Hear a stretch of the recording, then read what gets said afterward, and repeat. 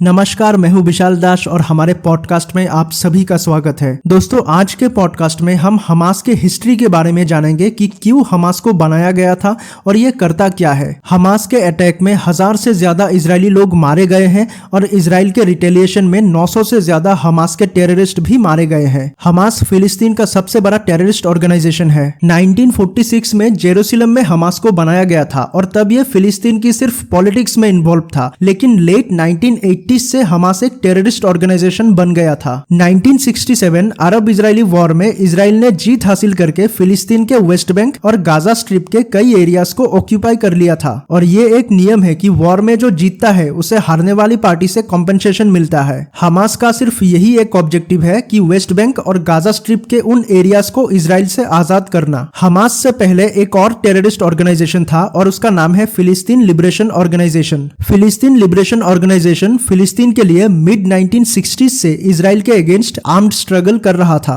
लेकिन उसके बाद पीएलओ ने इजराइल के साथ दो कंसेशंस किया था। पहला है पीएलओ इजराइल के एग्जिस्टेंस को रिकॉग्नाइज करेगा, इस वजह से फिलिस्तीन की लिबरेशन का मुद्दा नहीं उठाएगा, और दूसरा है इस मैटर को सॉल्व करने के लिए पीएलओ हथियार का यूज नहीं करेगा। और उसके बाद पीएलओ और इजराइल के बीच ओस्लो पीस एकॉर्ड साइन किया गया, जिसमें फिलिस्तीन को ऑटोनॉमी मिलने वाला था। लेकिन इन सब से हमास खुश नहीं था, क्योंकि इससे फिलिस्तीन के लिबरेशन को अंडरमाइन किया जा रहा था और इसी कारण से हमास एक टेररिस्ट ऑर्गेनाइजेशन बना था, क्योंकि हमास के हिसाब से पीएलओ ने फिलिस्तीनियन नेशनल मूवमेंट को फेल कर दिया था। और इसके बाद ओस्लो पीस एकॉर्ड को फेल कराने के लिए हमास ने सुसाइड बॉम्बिंग्स करके इनोसेंट इजरायली लोगों को मार रहा था। और इसके रिटेलिएशन में इजराइल ने हमास के चीफ बॉम्ब मेकर याहा आयश को 1995 के दिसंबर महीने में मार दिया था। इस बॉम्बिंग के वजह से इजराइल ने पीस डील से अपने आप को विड्रॉ कर लिया था और उस टाइम मतलब 1996 में बेंजामिन नेतन्याहू प्राइम मिनिस्टर बने थे और ये इस पीस डील के बिल्कुल खिलाफ थे।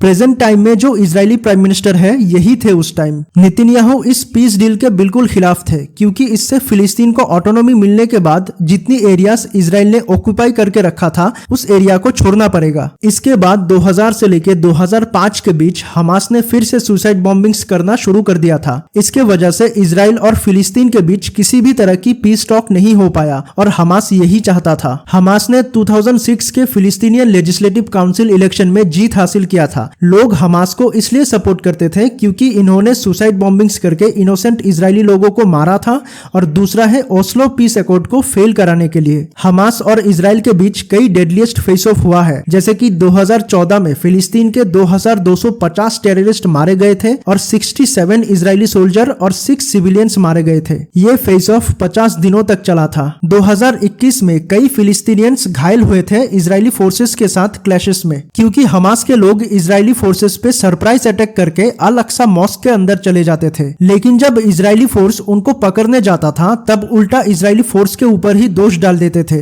कि ये लोग मस्जिद में घुस के उनके ऊपर अत्याचार कर रहे हैं। इस क्लैश की वजह से हमास ने कई रॉकेट्स लॉन्च किया था, जिसके रिटेलिएशन में इजराइल ने भी एयर स्ट्राइक किया था। ये फाइटिंग 11 दिनों तक चला था और इसमें हमास के 250 टेररिस्ट मारे गए थे और इजराइल में 13 लोग मारे गए थे। हमास अपना टेररिस्ट कैंप हॉस्पिटल, स्कूल और मस्जिद के अंदर बनाता है, क्योंकि उनको पता है कि इजरायली फोर्स इन जगहों पे अटैक नहीं करेगा, और इसी वजह से इजराइल अभी तक हमास को खत्म नहीं कर पाया। ओके, तो यही तक था आज का पॉडकास्ट। आई होप आप लोगों को अच्छा लगा होगा। Thanks for listening.